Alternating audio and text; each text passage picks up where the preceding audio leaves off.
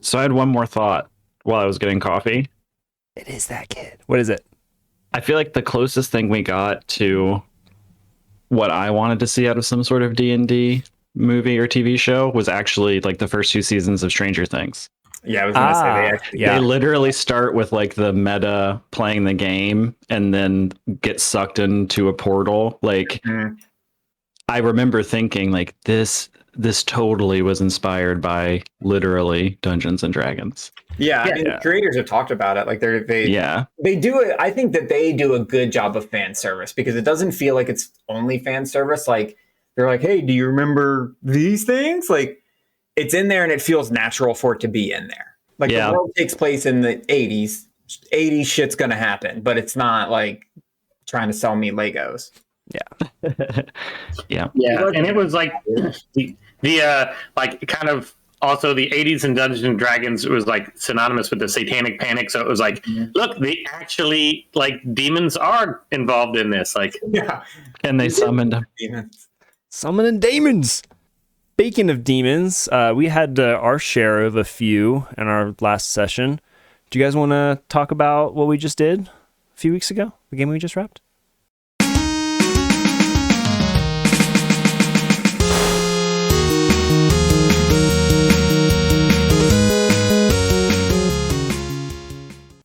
Hello and welcome to Plus One to Gaming. I'm Chris. And I'm Eric. I'm Billy. And I'm Mark. We are assembled here today to review A Deep and Creeping Darkness, the latest Candlekeep Mysteries one-shot that we just finished. So, Mark, you DM'd this for us, and you did a lot of reskinning as well. Let me give you credit where credit's due. Do you want to take the lead and give us your hot takes of running this adventure? What worked well for you? What did you really like? What do you think could be improved, or what could you do? What would you do better if you had to run it again next time? Yeah, I think I thoroughly enjoyed the entire experience. Like learning, kind of pivoting from a player perspective to a DM perspective. I think the major takeaway right off the bat, looking back on everything, is that I'm actually very excited to see like how I play again, because I feel like I understand a lot more of like, not that I was very good at it to begin with or with the, NPCs and monsters or anything, but like the idea of the action economy, like of the party, now makes a lot more sense to me because I had to consider it from a much like higher level. You know what I mean? Yeah. So like I remember playing, I think years ago I played a monk or something and had like so much going on my character sheet that I ended up just basically, spamming one move for pretty much the whole game, which works. But it kind of lacks flavor and fun when you do that. And now I kind of have more of a sense of, I think, how that kind of stuff works. Nice. And so this was interesting because it was not only, it was also your first time DMing, as well as doing it for like a podcast, an actual play podcast. Do you want to comment on like let's dive into the adventure itself? Running the adventure and prepping the adventure. What did you like about running this module? I thought this was a good one because it had a mixture of things that were just like written out for you that were very kind of prescribed, I guess I'd say, and the book covered in enough detail. But then there was also wiggle room and gray area that didn't feel like gaps necessarily, just kind of like, that when the book winks at you and it's like, yeah, here you go. There's a spot where you can, do whatever you want, have some fun or whatever. So I thought, especially compared, like we in a past episode talked about some of the flaws of that we saw from other modules in Candlekeep. I felt like this one was pretty thought out. I think there was a lot to manage. Obviously that's always hard, especially for somebody who's like new. And I was reading and you guys kept telling me all the tips and stuff to manage just a game, but that's always tricky. But I did appreciate that, this book was complete or this one shot, was complete. I felt like it was thought through, and especially because we were using it as a one shot, it had a lot there that I could use to like build the plot. You know, I knew there was going to be a mine and stuff. So having the ability to, I don't know, I guess I think there was a lot there, but also left me room to get creative, which I appreciated. Yeah, and it's also like we didn't play this necessarily by the book. I mean, well, actually, I'll let you comment on that because you did reskin it and we played it in a sort of a different setting, but with still the same rules and everything. Do you want to dive in on what you kind of changed and modified? Since I've not had a chance to go through and read the adventure, so it'd be cool to like, aside from like reskinning into Star Wars, what did you play around with? You said that there's room for that flexibility. Where did you leverage that? Good question. Yeah, let me flip open this. My copy of Candlekeep is like permanently creased to the beginning of this adventure now. I will say I did have the book open for this talk, and there's on the page it says the wand and the hammer, but in my peripheral I definitely saw the wand and the hamster, and I was really hoping it was that, because there was some rich story that I felt was going to come from that, but no, it was just the wand and hammer. Yeah, so I mean, I tried to, for my own sanity mostly, you know, kind of play the book as much as possible and kind of just do book as written. I'm going to call that. Nice. Obviously reskinned a bunch of stuff, which is, you know, just kind of a personal preference and fun thing, which isn't super hard, just like, you know, Googling Star Wars animals and then replacing stuff from the book. The let's see, the book like gives you some details about some of the NPCs, which I thought were like, you know, just enough to give you really good nuggets for like role playing. You know, for instance, I didn't change a whole lot about the people in town. I added a bunch, but for instance, like the bartender who wanted you to visit his wife for him, he was in the book. And they give you, you know, obviously his little personality traits and everything. And I think the place where I mostly changed things was kind of the travel space. I wasn't quite sure what I was going to do with that at first, so I came up with kind of like a bunch of different options in my head, and then ended up creating some encounters.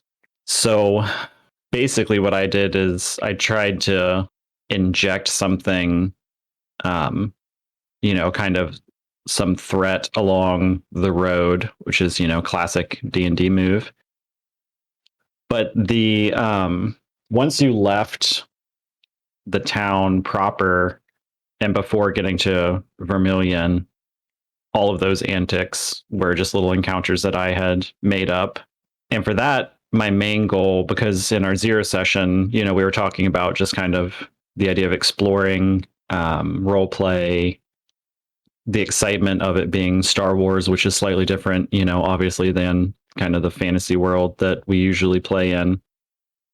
So my main goal there was to do things like prove that environments are dangerous, have some strange characters with maybe weird backstories that people could get into, and then obviously have some sort of you know, like physical threat vis-a-vis the opposing company mining droids that you guys discovered along the way. Nice. And I think the hard part to manage for me was leaving the book to go into that area and do those things. I didn't feel like very confident in how long they would take or what it would take to get through them. So I did a lot of kind of adjusting on the fly in those situations. And I think that's just kind of an experience thing. You know, like if I ran the same game again, or even had another game and was like, oh, well, I could reskin back to, you know, normal D&D very easily, one of these encounters along a road somewhere else.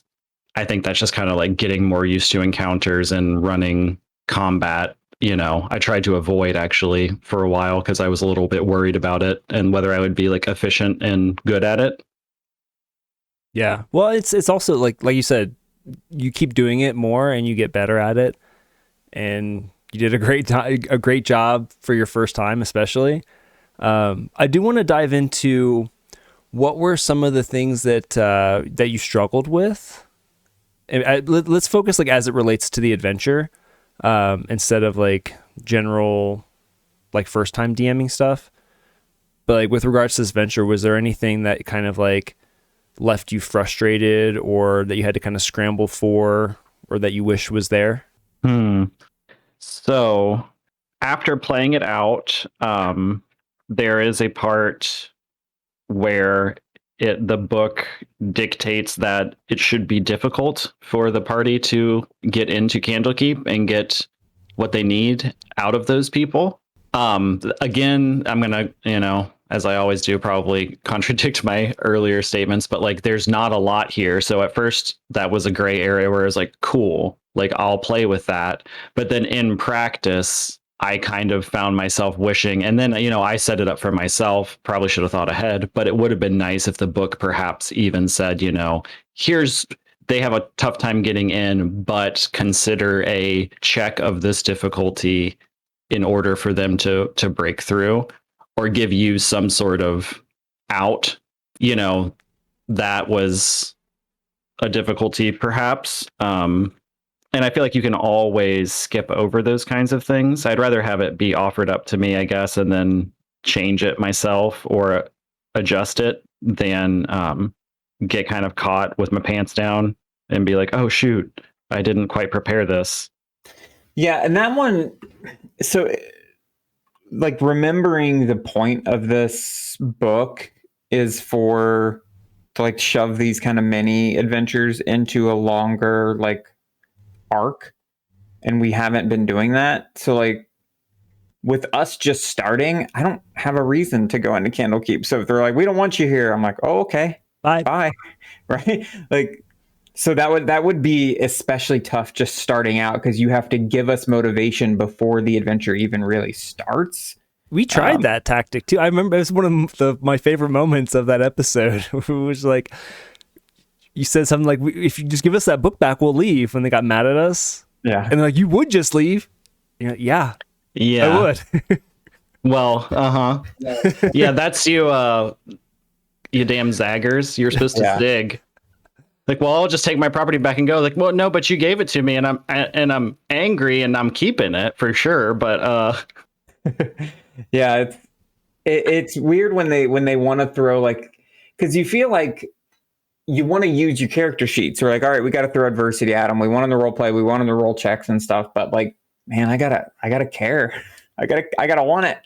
Yeah, you need to have the difficulty after the hook. Like, I think it actually worked in our favor that we weren't on another drawn out campaign, because if we were and we get to there and they turn us around, we would have just turned around and continued on with the main story. Like, yeah, you had other shit to do.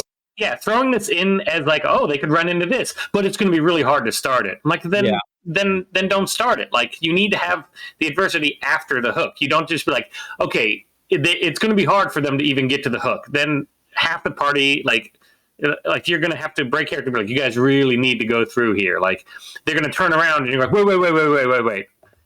Please actually do come back in. Like, it was hard, but like for us, we knew we had to go through it for the story. So like, if you're just throwing it in as an aside mission, like while they're taking a break from whatever the true complete story arc is, I could see very easily how it just doesn't happen. Yeah. Or yeah, especially like don't start with a hurdle if you're writing a side quest, maybe. Yeah. I really like that point of advice. Like, have the adversity after the hook, after they're bought in, after they're committed and excited to like solve the mystery or do whatever. I feel like if you are going to throw one of these into your adventure, I tend to not. I don't know. We've not really done long adventures where I've needed like a content break, or I need like those animes where they play baseball or go to the beach. The filler. Like, yeah, filler's the word. I couldn't think of the word filler, but I could think of the Avatar episode where they play volleyball.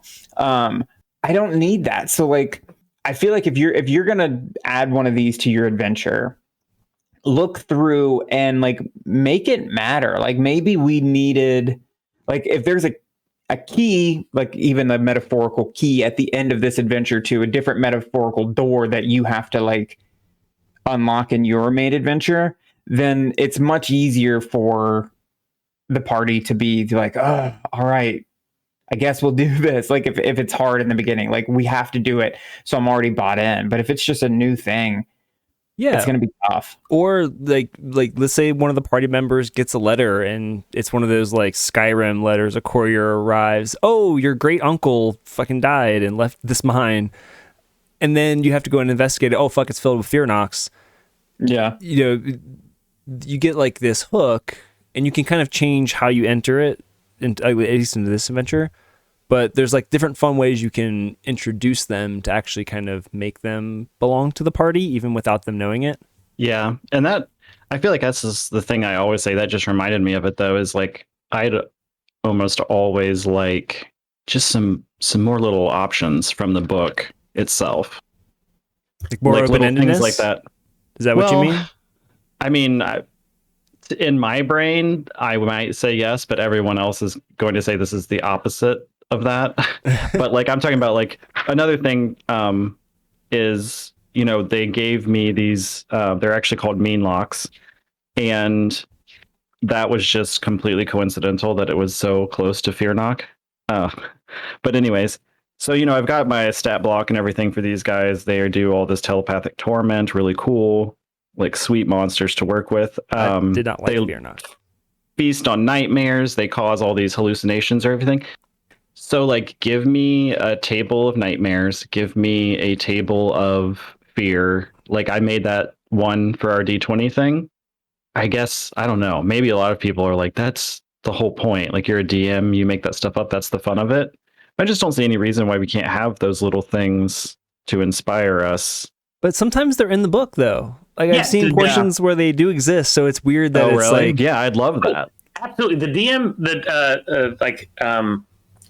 the DM manual, the DM guide is 100% full of example tables to help you with that stuff. Like if you want to create it on your own, you are fully capable of, but they should always give you examples of just like, oh, roll on this table or develop your own. Like that is basically that's what the DM, you know, like the DM guide is for. Like you don't really need it because you could make everything up on your own, so you don't have to use anything in that book. It's all examples. Yeah. Is there a table in the book? Wait, there's already a table of nightmares in the DM handbook? I don't know. Is there? I was going to ask because there actually might be. I'm about to feel real stupid.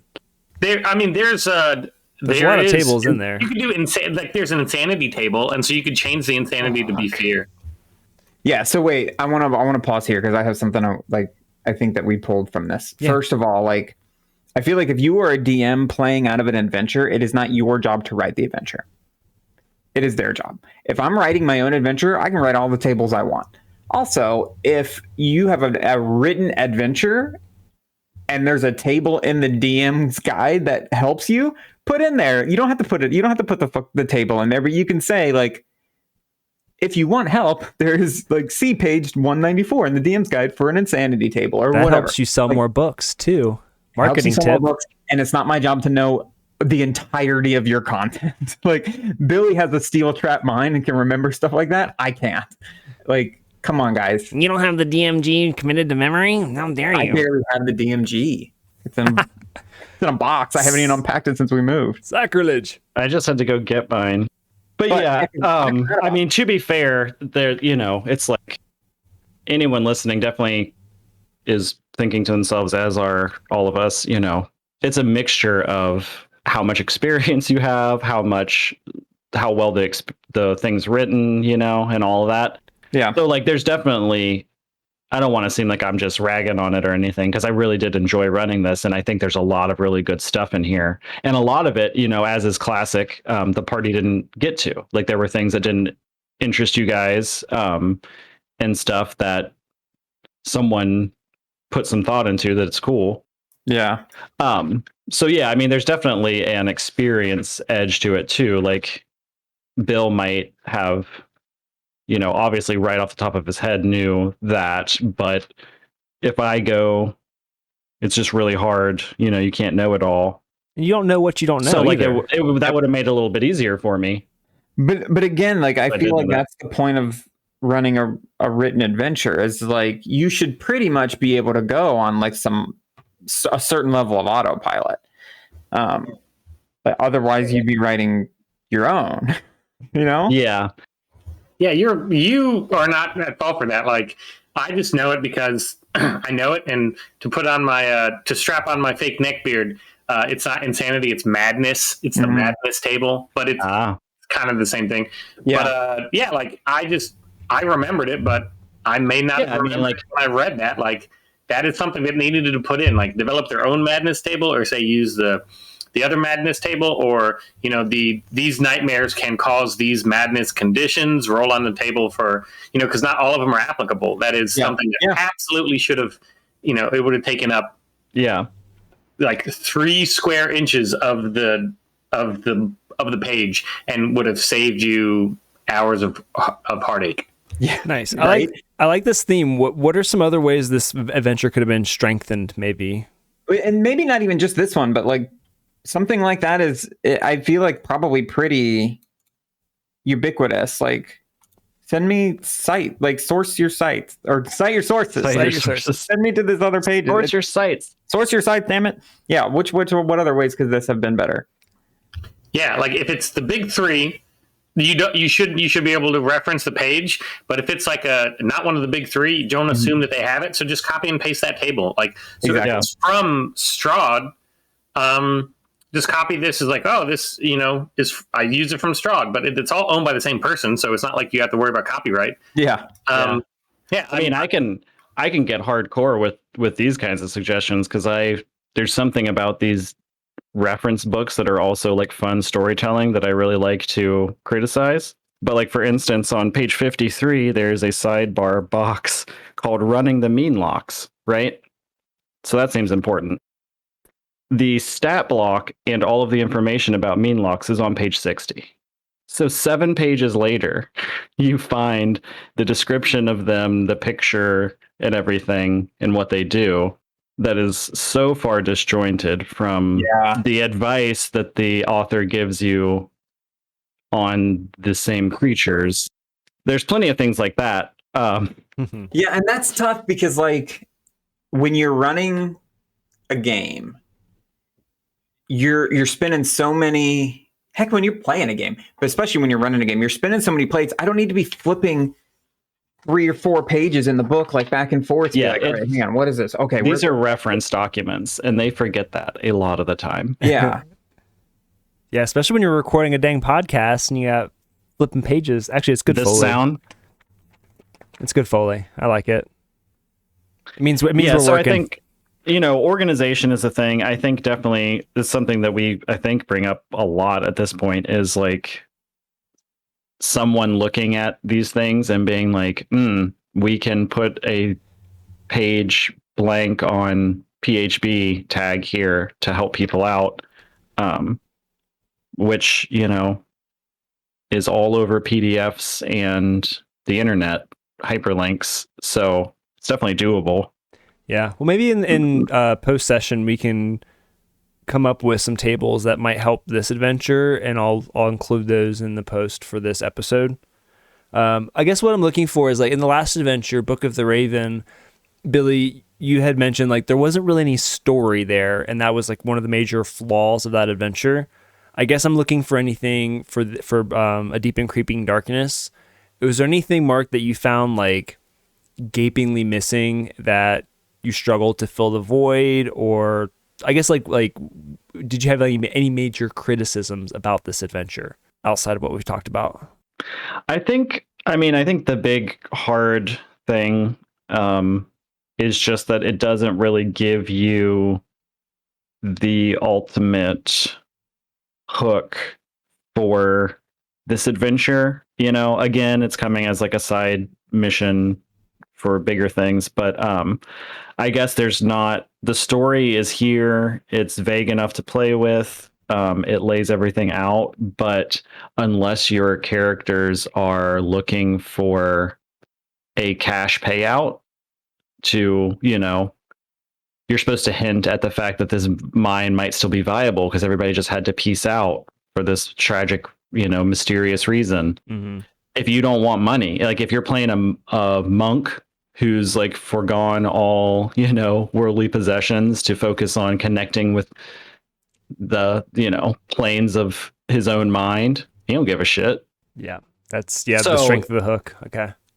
but, I tried, luckily, I think in our particular instance, credits in the world are just enough of a hook because everybody just is kind of always desperate in the Star Wars reskin, and you guys played with that. You like went along with it, but I feel like ultimately that was a big table wink for all of us. Like, you gotta find out the mine. Like, good, do it. But I don't know if you guys genuinely were all that really interested in figuring out what was inside the mine. It's a lot of work for me to. All right. Well, thanks for sharing that. Do you guys want to open it up to just like discussion in terms of what you thought about the campaign, what you liked, what you didn't like? I think that'll just be a fun way to wrap up this episode. I gotta say, I loved the party. I loved our little party. I thought the role playing was fun, and the dynamics between the group were some of my favorite. Yeah, I did. I think, Mark, that you did very good with the reskin. None of it seemed like forced or like, the Star Wars label was like haphazardly slapped on it, and you could just easily peel it off with a fingernail and see underneath it. I think that it was genuine and it worked really well. And I also think that the canyon thing that you added was really good. I liked the wind mechanics, and I think that was really well done. I just think the main thing that you just will get better as you go is pacing. And I think that was like the only issue that sometimes it seemed to slog, and I'm sure you knew it, but that just comes with experience, because all the actual content and everything was great, was spot on. Like nothing seemed useless or that we didn't really need to do or didn't want to do. Like, we weren't doing extra tasks just to do them. But yeah, it's just you kind of find a way to like figure out how to speed things along. Like, and I'm sure for you, when you had some of those episodes where you were monologuing for most of the episode, that wasn't really, I'm sure it was hard for you to speak for 45 minutes straight. So those are like times you can kind of figure out where to get some interaction, and also like not, they put the backstory for the characters. So you don't need to use all that backstory. It may come up, it may not. Don't feel bad that if somebody has a really cool backstory and we just never find out because we don't ask the right questions. Yeah, that's definitely tricky. Yeah, you did an amazing. I was blown away at how immersive everything was. Just the whole world really felt Star Wars. I felt like I was in a little SWOTAR instance. And I was also really impressed by your breadth and willingness to do voices, because I think in all of our campaigns, basically up until now, I don't think we've really heard you do like a committed character voice. And then for this game, you just went all in. And I was just so happy. Like, they were great. And even like not only different voices, but then just different languages. I was just like so surprised and happy about that.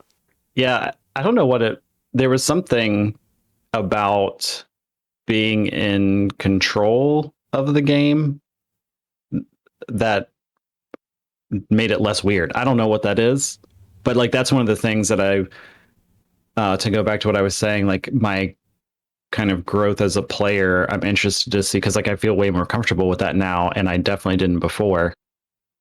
And I don't know if it's just because like they were mine, so for some reason it worked. I don't know. No, but I liked it. It was fun. It showed. Like, I could tell you were having a good time, and like when that happens, like you can definitely feel it through, even through Roll20.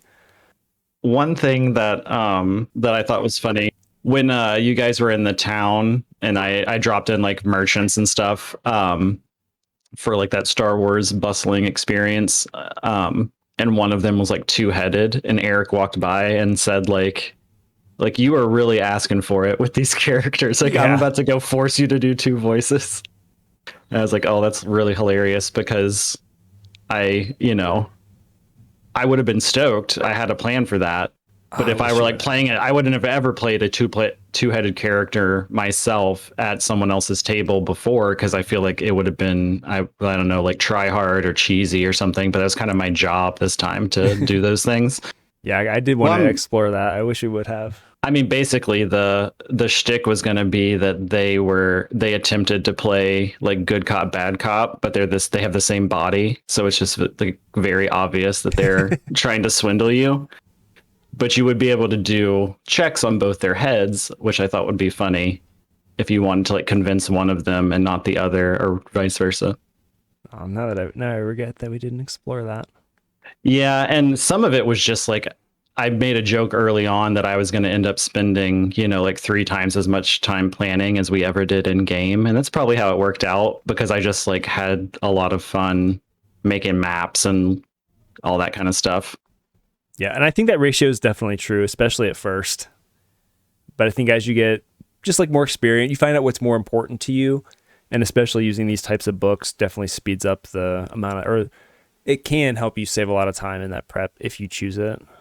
Yeah, well, I do appreciate all that stuff you guys were just saying. I feel like you guys picked up on the stuff that I was hoping would be entertaining and good, and I definitely see, especially the thing about pacing. I now understand how difficult it can be, and especially with finding the right way to let you guys do whatever it is that you want to or come up with, but also having that kind of inner monologue being like, well, don't forget they have to still do certain things and you can't let it go off the rails, but at the same time don't want to put up so much guardrails that you guys are like, well, we're being forced into this one decision.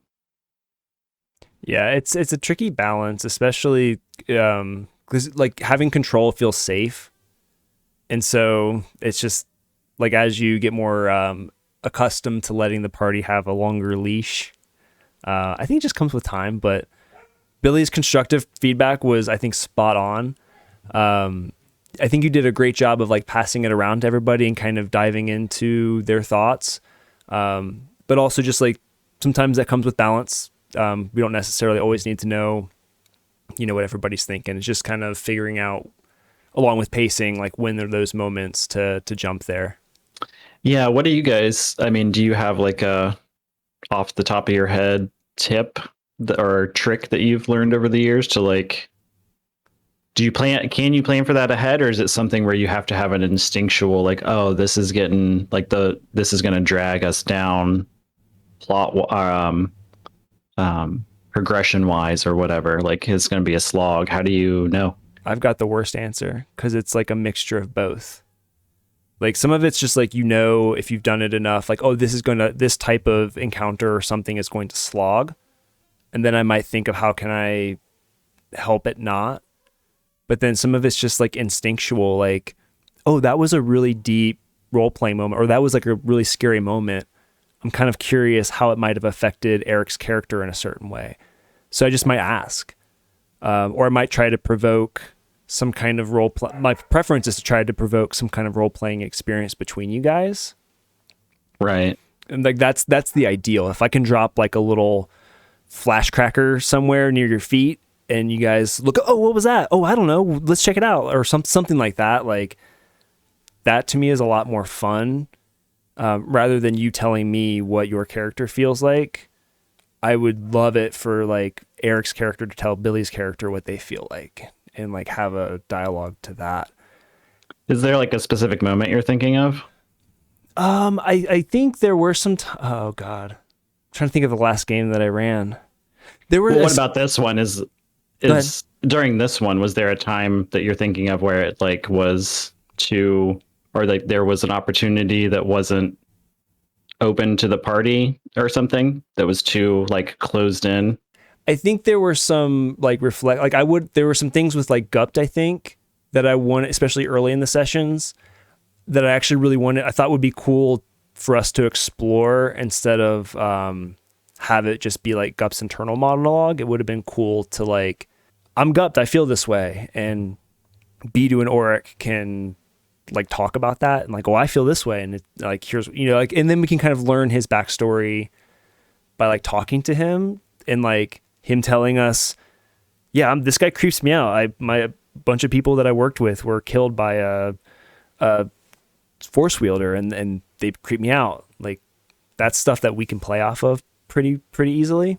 But if I don't know that because it was in Gup's like inner monologue, it's tougher for me to field that like as his party member. Does that make sense? I know kind of meandered a little bit there.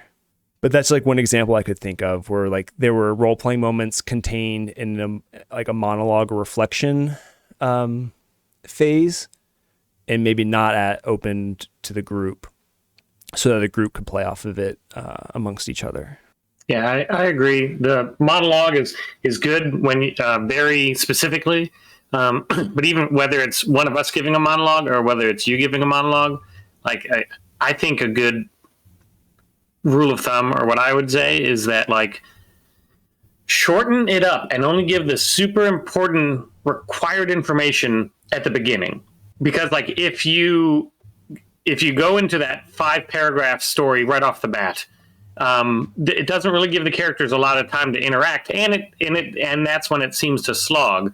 And so like when you leave things open, or so some things, obviously that there are questions yet to be answered, we're going to ask those questions, and that's when we're going to get that idea to role play, and we can go back in. And if none of us are really that interested in that, then we're not that interested in it, and we can just keep going. It's kind of like the introductions on a Wheel of Fortune. Like you give the one sentence like history of yourself, and if Pat Sajak thinks it's interesting, he'll ask you like, "Oh, follow up with that." Like, and if he doesn't, he'll just go on to the next contestant. So, yeah, I think I get what you guys are saying, and I appreciate the vagueness that, like not vagueness, the generality. But I'm not. In theory, I understand what you're saying, but I don't know in this last session that I ran which moments those would be. Okay, because so I would say sometimes, for instance, like I felt obligated to, for the sake of like the plot or payoff, things had to happen. So like to get better, I don't know. It seems like I might have done too much of forcing those things, but I also worry that I don't know where the balance is between dropping things or letting you guys walk past something. But if you give me like an example, I might be able to hone in more on how to change it. But theoretically, I totally get what you're saying. Yeah. So like the bartender was a super interesting character, but it started out like immediately when we walk in, we're getting, like 2 pages of dialogue and his life story and all that, when that could have been like a little bit more fleshed out. Like he's asking us, oh, you're going into there? There's nothing you want to do into that. And then just have like, that's when you throw like a perception check. Like if you want us to go more into it, have us roll an insight check or a perception check. And then we're like, ooh, there's more to tell in this story. Like we are obviously, if you roll a successful perception check, we're not going to be like, oh, I really don't care, and we're going to walk out this story. Like that is how you do it, where it seems like the characters are being involved. And so like, have him, like say like, oh, you're going to the mine. There's nothing to be found in that mine. I'd stay away. And then have like, roll an insight check. And we roll like, you think he's got more to that story than he's letting on. Okay, that's also, yeah, that makes sense. And that's also something I think from my perspective was really difficult to figure out about the game in general is, and it's fluid, it changes. When is it that, the classic moment, the classic question, like when is the moment for a check? Sometimes we do in the middle of a conversation, you're like, I'm going to check. I want to do a perception check because that doesn't match something I remember. And I think he's lying, but then there's other times where you very easily could come in and be like, well, I want soup. Bartender goes, okay, and gets you soup. And he's an NPC. So then you just turn around and leave. You know if those NPCs are hiding something. And so like you just assume that when you're listening to somebody tell a story and somebody has insight, when they're actively listening, they're actively doing that insight. Like insight isn't something that they do separate. And the same thing for perception. Like when they're listening to somebody's story and they're not like just passing by, they're actively listening to that story and trying to find clues. Like everybody does it. And so like if you know that there's more to the story, you roll the insight check. If they are the ones taking the change and they're questioning like if they're the ones asking the questions and and the guy gives them an answer and they don't want to do an insight check, like I don't believe them, like type of thing, then that's on them. But like if it's just like a conversation with something and like, oh, this guy's holding something back, just give them like, yeah, that's when I'd roll that perception check of like, or just look at their passive perception if they're not actively talking with it. Like if if they walk by and they may hear somebody say something like out of the side of their mouth or under their breath. Like, well, I guess my question is more, how do you deal with the fact that sometimes a player asks for a check and then other times you're supposed to withhold or tell people that they're going to ask for a check? Like you could very easily not talk to Lucas, probably wouldn't change anything in this particular instance. But the kind of thinking of it from the party's perspective, like we went there purposefully to get information, like right. So in that sense, like the party is primed to be doing some discovery, which means like okay, I can expect some kind of conversational checks. But then there's other times, like you said, that just pop up. There is guidance in the DMG of like when to deploy skill checks. And it's usually like when you actually need to contest something. And that's kind of the framework that I use of like, okay, let's look at Lucas Grosvenor. He's got some things that are important to him, his values, and some things that he wants to keep hidden, maybe some buried ghosts. So he's got some sensitivity around the mine and his lost wife. He's going to keep that close to his vest. If the party comes in just asking like, maybe depending on their like how they come in, are they coming in like braggadociously and like loud and rowdy and they're trying to get information, like maybe he's not so willing. But if they're kind and like take time to understand his story and listen to him and ask questions, but Oric did, I think. I guess I get what you're saying. I think like then deploy the checks, like, and sometimes I think one of the problems is that this particular thing took a long time, so I did essentially give him more information from another NPC that I knew you guys weren't going to spend time to talk to or had already. So I did shoehorn some stuff in there. And that's totally fine. I think it's more sometimes like if you guys, at least in the games that I run, if you guys role play well and are asking like good, insightful questions, I won't require you. Like you pass the check by doing a great job, and that's your reward. Like that's a personal call that you don't know from my game engine running behind the scenes. But like there's a lot of times where you guys are just asking good questions and doing good role playing, and like then you got it. Like you. Yeah, I mean. Yeah, if you found a sad old man and mentioned you were going to the place where his wife died, and then Arik asked about it. So, like, I don't think that never crossed my mind that there would have been that was like a social encounter, really. But I think I can see how I was kind of thinking originally role playing and those kinds of things would be almost entirely focused on just the conversation, and that you would I would have probably defaulted to like leaving checks out of conversations unless there was something like negative or nefarious. And I can see how that turns it into like a completely different moment that feels almost maybe like out of the game. You know what I mean? Yeah, like you enter that because he wasn't a bad guy or like had nothing to hide. He was, I probably played it to like forthcoming or whatever, which led to a lot of just like talking on and on. You know what I mean? Because there's no pause to be like more of a normal conversation. So I think that to kind of to bounce off of what Chris was saying is that I think in conversation you kind of have when there's information to be had, there's really three types of of ways to get that information. So like if the information is available, we just haven't asked the right questions. You don't roll checks because it's not like we're trying to sneak it out of it. It's just that we just haven't asked that question yet.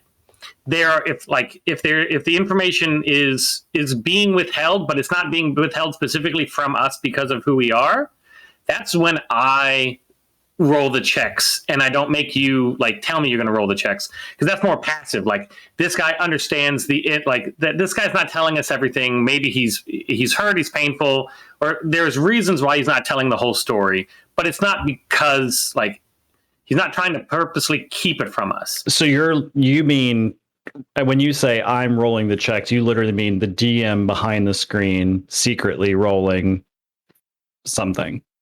No, you make that decision. No, I don't. I don't roll check for those stuff. I don't roll checks behind the screen for conversation. Like Chris said, if you're asking those questions, I'll just give it to you if you're asking the right questions.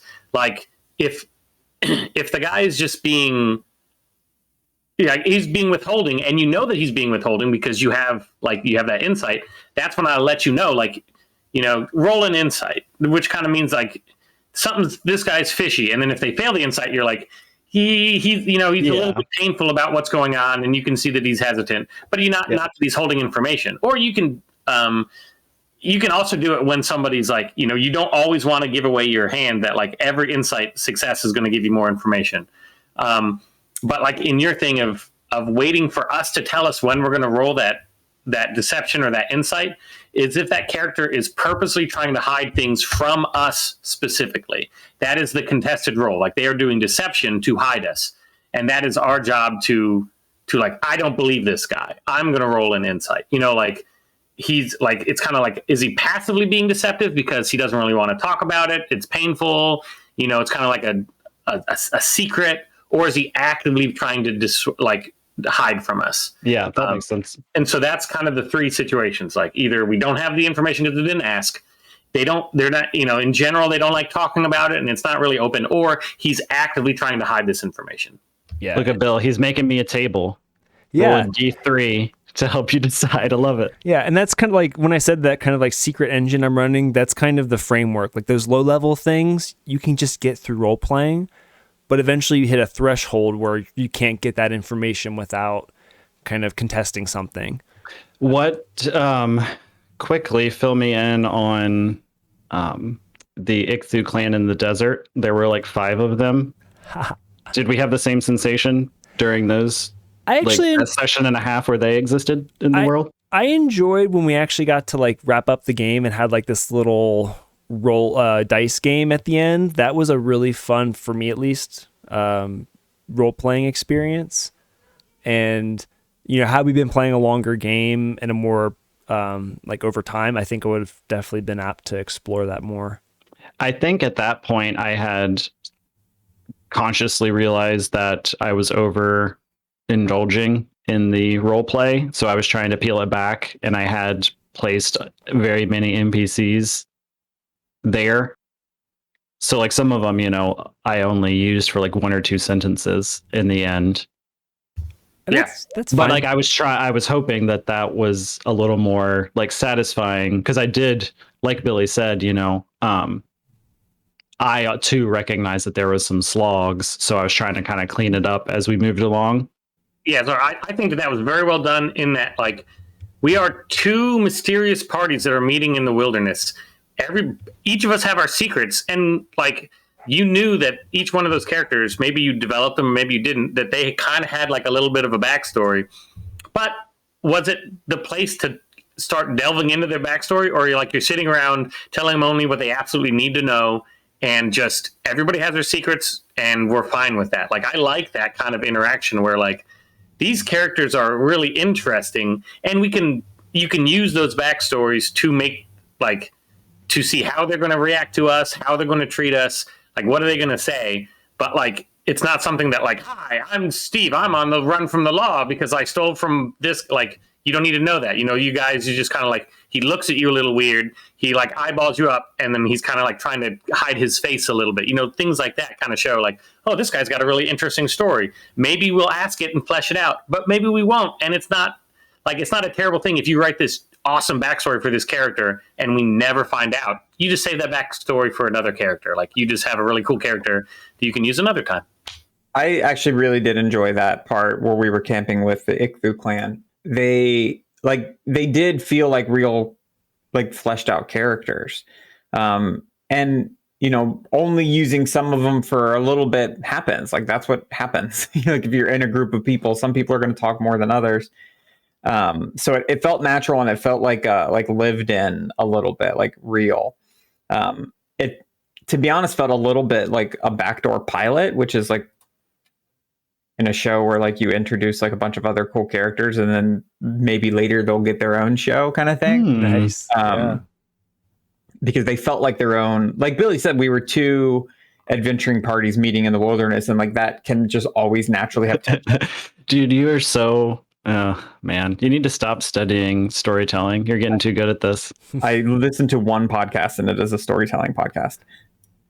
I mean, this is a storytelling podcast for collaborative stories. Yeah. No, I think like I'm just impressed because that was part of the intention of that group, was to feel like it was not like a foil, but kind of a mirror. As if you guys had, stumbled across some other people struggling their way through the galaxy.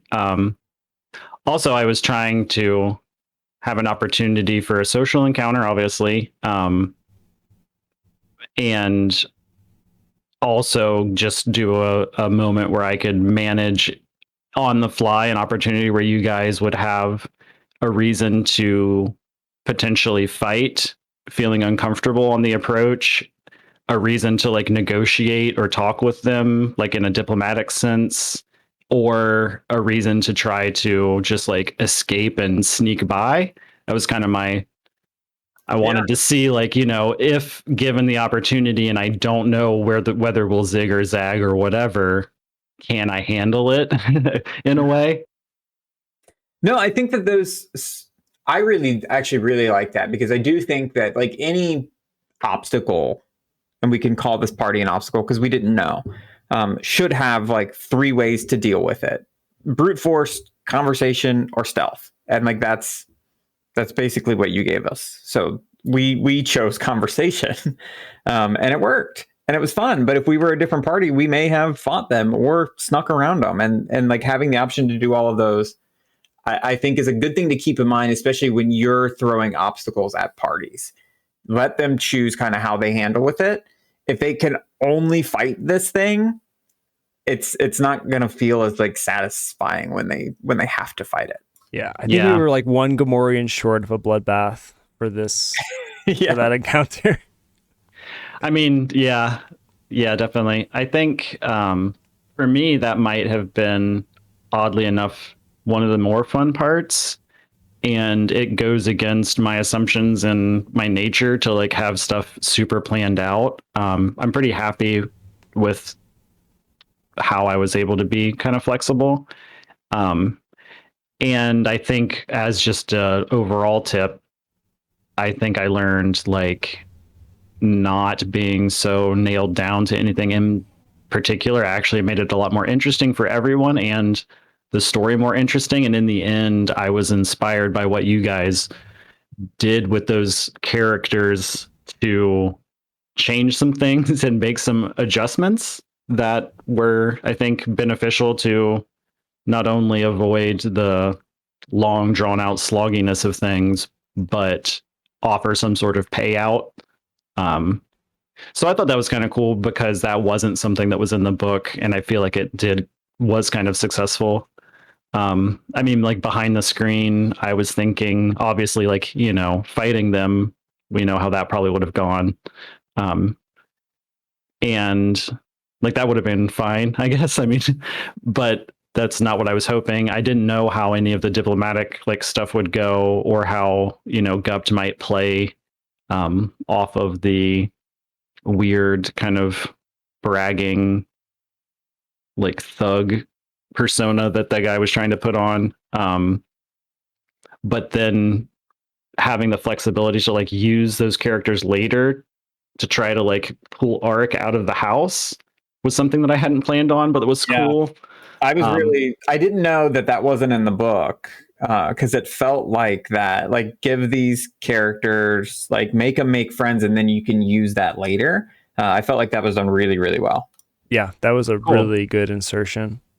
And I was also hoping, like, I felt a little bit bad that you guys spent time getting the speeder and then immediately, like, literally hit a brick wall.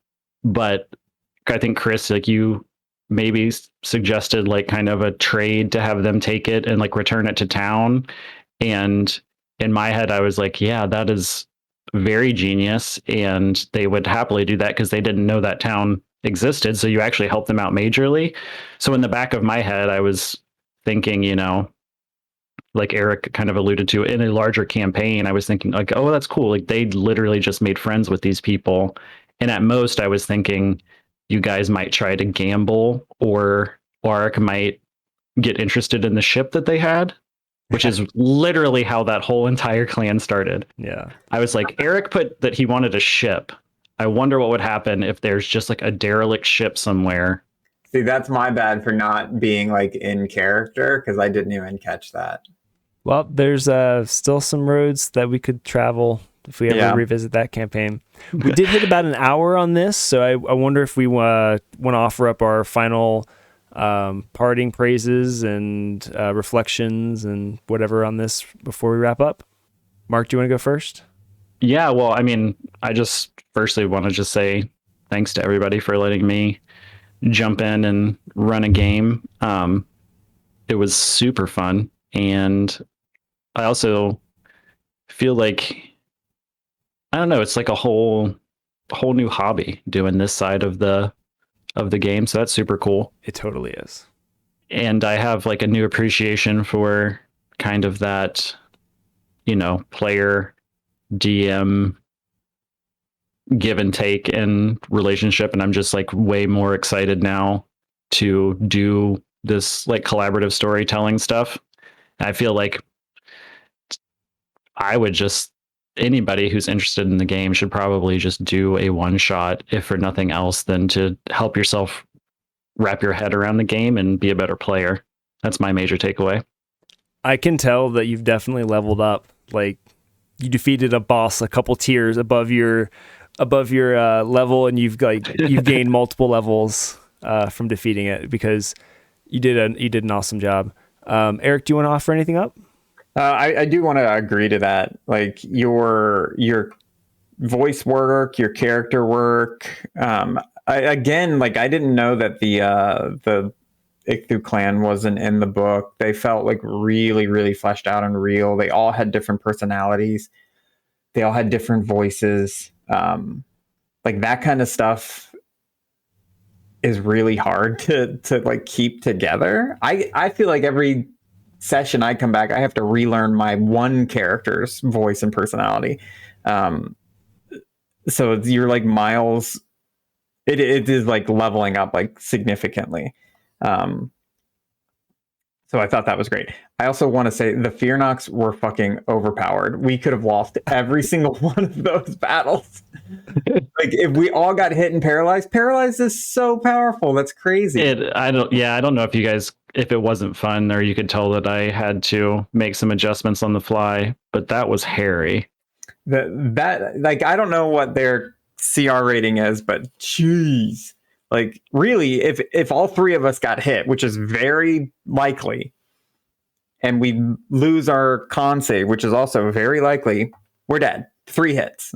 Like, they are some tough dudes. Yeah, they gave me 6 CR2 monsters with paralyze on hit and the ability to basically like convince you that of their own reality. Yeah, it's a very powerful creature.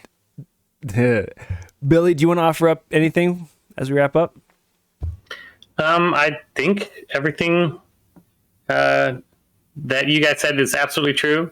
I think you did a great job. Some of the stuff that you put in was seamless with the book, so some of it was better than the stuff that was in the book.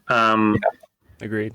I think it was a really good job. I would have sworn, if I didn't know you, that this was not your first time DMing, which is, I guess, a very good praise. Oh yeah, I would take that as the highest of compliments. Thank you, guys. No problem. I will say you definitely DM'd, especially in some areas, like at a high level, like interweaving certain stuff, and there were some areas that were just so incredibly strong.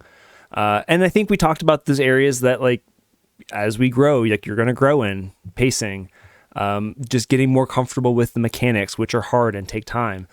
So like you've already got a really good beat on the really difficult stuff, like interweaving complex story themes and bringing things together and adding realism to characters that didn't even exist in the material.